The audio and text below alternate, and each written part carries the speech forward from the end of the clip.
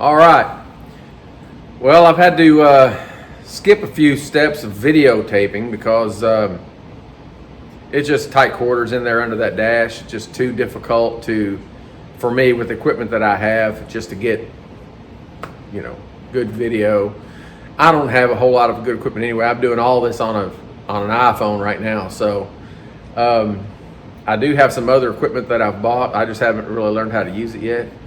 And also, any of you guys out there that do this all the time who have an editing app or whatever that you use, if you wouldn't mind letting me know what that is or what you recommend, I'd appreciate that. I could go on there and I could buy apps or whatever, but I want to get the right thing the first time. I don't like to, mess around. I don't think anybody does, but I just like to get the best thing that I can get the first time and just be done with it. I do that with everything. I mean, pretty much tools, musical instruments, car parts. I've always been, I was told to buy, like with guitars, basically. I do play guitars. And the best advice I ever got buying one of those, I asked the guy, I said, what should I get? Should I get a Gibson? Should I get a Fender? Should I get a whatever? And the guy told me to get the best guitar you can afford, because if you don't, then you're not going to be happy with it. And that's pretty much the philosophy I've used for everything that I do. I do the best that I can do with what I have to work with, and it's worked out good enough for me. On the car, so as you can see, I've got the driver's side fender off now. I have completed the under dash panel replacement that I was doing there. I welded it in. All the seams are welded up. I also put seam sealer everywhere on all the seams. I built a kind of a flanged wall around where the heater core goes, because of, like I said, the design of this. It's supposed to have water in there, and it runs out both sides down the dog legs of the fenders. So seam sealed around that. Then I actually, before I seam sealed, I edge primed everything. I cleaned everything with lacquer thinner. I sprayed the rust that was still in there that wasn't rusted through. It was just active rust. I sprayed that down with a rust converter to turn that to a zinc phosphate coating, which is, it takes paint. It's ready to paint at that point. But then I cleaned all that with lacquer thinner, sprayed it down with etching primer, put my seam sealer in. Then I applied POR 15 paint over rust protector, and it turned out really good. I think that's better than it ever was from the factory. It'll never rust there again. Thankfully, the driver's side is not as bad. Every bit of the rust that is in the driver's side I can get to from outside the car. So that's a big bonus, because a guy my size is standing on his head in one of these cars up under the dash, welding and grinding and all this stuff. It's just something that we do, but I'll avoid it as much as I can. So that's good. I'm gonna show you guys something. If you can see, this is all the rust, all the stuff that came out of the fender on the driver's side that I didn't vacuum up. I vacuumed a lot of that up. As you can see there on the floor, I have a leak coming from the transmission. And this is one of those odd cars that it's not like a lot of other cars. This drive shaft in this car actually has, it's through a tube. This tube bolts onto the back of the transmission tail shaft extension housing and runs to the rear end, and those are hooked together. The drive shaft is inside there. So I'm going to have to fix that, because I'm putting this drivetrain in the little 4-door sedan that I bought. But this one won't have to worry about that anymore, because it's going to have V8, either a Ford or a Chevrolet small block in it, because it's going to be a gasser. Be on a straight axle in the front, 9-inch Ford rear end. So I'm not going to worry about that right now. I'm actually going to get this car going, and I'm going to drive it some before I do all the conversion to a gasser, just to get out and enjoy it a little bit. Use it to run and get parts in, and this, that, the other thing. So game plan today is to weld in the back in the access panels that I cut out to be able to get to the under dash, and then I'm going to start cutting out the other stuff that I've got to fabricate and weld back in. All right.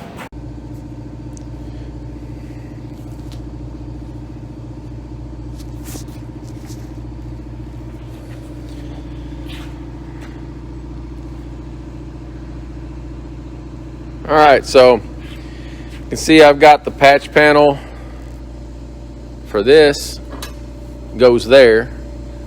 That one goes, of course, under there. I had forgotten about that spot up there that I cut out of the cowl. This piece goes in there. I've got to clean it up still. I've put some weld-through primer on the backs of these two, for obvious reasons. But let's check this out. Let me get my light. Oh, I've got a light here. I'll turn this big hobo freight light on. Show you the underside. So you can tell that that's a huge improvement over what it was.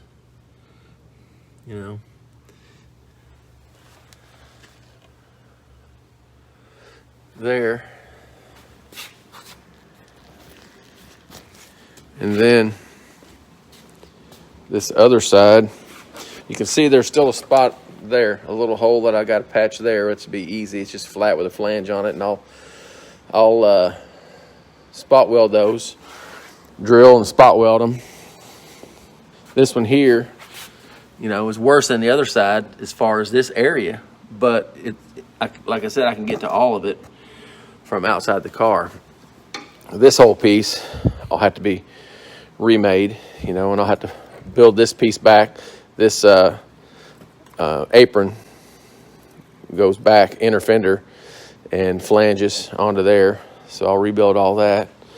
As you can see, this little spot right here, right there, it's hard to tell now because there's a little bit of paint on it, but there's a hole right there that's a drain hole. Like I said, the way this is made, the water goes in here from the rain, and that's a low spot right up in there underneath the vacuum wiper motor, and that was full of just all kinds of debris, leaves, mouse carcasses, mouse nests. I mean, it was just packed full in there. Luckily, it had not rotted through there, so I cleaned that out real good. Like I said, sprayed the rust converter in there, then etch primed it, put the paint over rust in there, and I went back as far as I could on this side, back in there. And I had these rubber gloves on, had my long sleeve junk shirt on, and duct taped the sleeves and everything. I still got some of it on me, on my forearms. And that stuff does not want to come off. So it just takes a while. It's just part of working on old cars and paint and stuff like that. You're going to get stuff on you that won't come off for a while. You could probably get it off, or you'd take your skin off too. So it's best just to let your body, you shed skin cells. So as you shed the skin cells, the paint will come off too. So anyway, that's looking good. I'm going to cut this cowl out the same way I did the other one, where I can get access in there and finish cleaning and prepping, coating, all that stuff, and make all these pieces, put them in. Look over here. It's definitely working. I was really thankful that the emergency brake bracketry it's welded onto the car. So, and then the emergency brake bolts onto that. So I was really thankful that those welds on this bracketry were not rotted out. Because that's just something else I was going to have to fix. I may put a couple spot welds on them just to sure them up again. I don't know. It just depends on, I'll check them, see how much structural integrity is there. But you can see there's some definite weight reduction going on. Runs all the way down this left side. It was underneath the seam sealer there, right down through there, all the way down to about almost to the floorboard. But like I said, that's all easy fix. That stuff's easy. This car is, you know, it's in good enough shape to fix, but apparently a lot of people know about these things that I didn't know before I bought the car. I would have still bought the car, but I wouldn't have paid what I paid for it. I paid for it a little bit just because I wanted a nice, cool wagon to make a gasser out of. But it is what it is. I like the car, and like I said, the hard part's done. And we're rolling on with this project. So I'm going to get started. I'm going to videotape as much of this as I can as far as replacing these panels. Like I said, I'm really new to this YouTube stuff, so I mean, I've watched YouTube since it came out, but you know, I've only uploaded one video. It was a few years back of my '67 Cougar that I bought. Really nice car. Had been sitting in a garage. Had guy been using it for a workbench, but man, I'll put some pictures up of that car. I really liked it, and I had one video that I uploaded of that car several years ago of the first startup of the engine that I built for it. And it's just a short video. There's no editing or anything, no sound, no real talking going on in the video. I just was doing it for fun. But you know, the engine was good. It ran, sounded good, didn't make any power. So I knew there was an issue. It was to do with the camshaft. That was one issue. The camshaft in it that I had bought for it was a Motorsport. I believe it was a letter camshaft. I think it was a B303 camshaft, which turned out was a fuel injection camshaft. But I had a carburetor on the car. I had a 600 Edelbrock on it, and like I said, it started and ran good, sounded good, but it didn't make any power. So, and also the other thing that I noticed when I drove the car, had a vibration, a harmonic that was happening at a certain RPM, about 3,000 RPM. That was, I could detect it, and I didn't like it. This was it was a late model engine. It's a 94 Mustang engine, which is a different balance.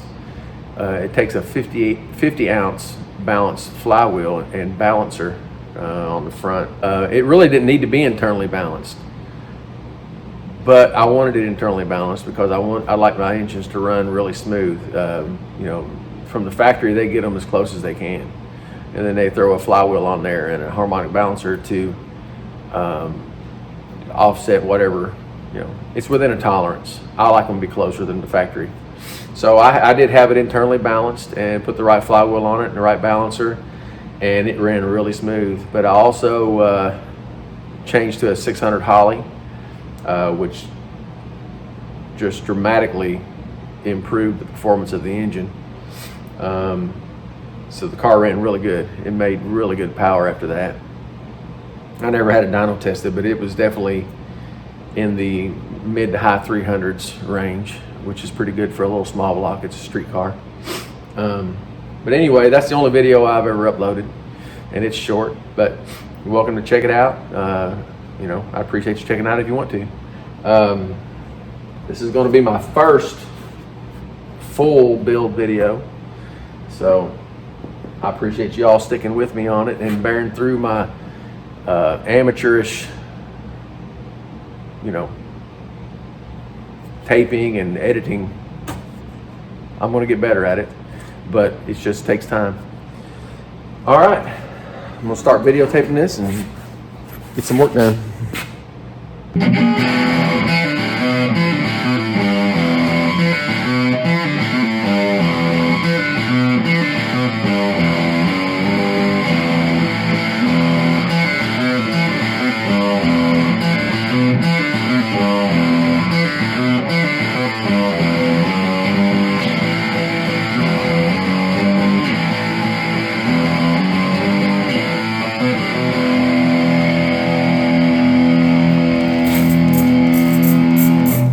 Bringing some of this rust converter on here. Really good stuff.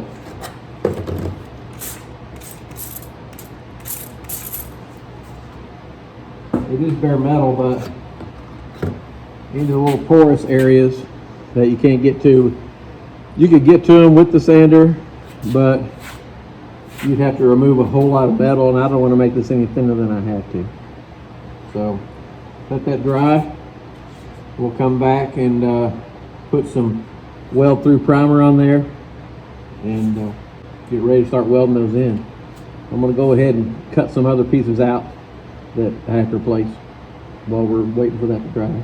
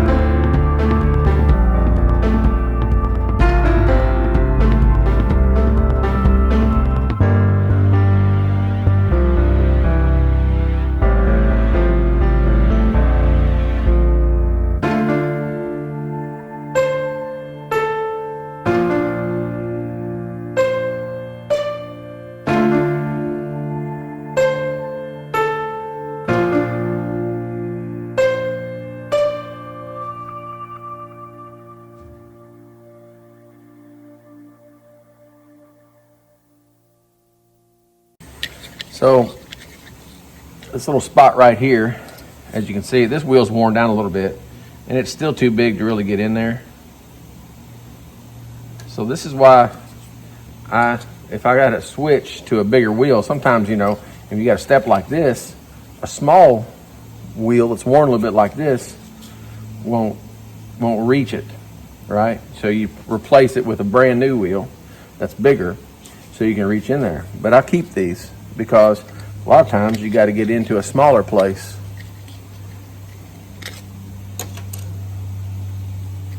So I do this, and I'll put this on there. Like I said, you don't even have to use a screwdriver to put it back on. Just snug it up, just like that. It'll tighten itself even more. If you put that on with a screwdriver, it's going to be harder to get it off of there whenever it wears out. It'll be a lot smaller and a whole lot less to grab onto.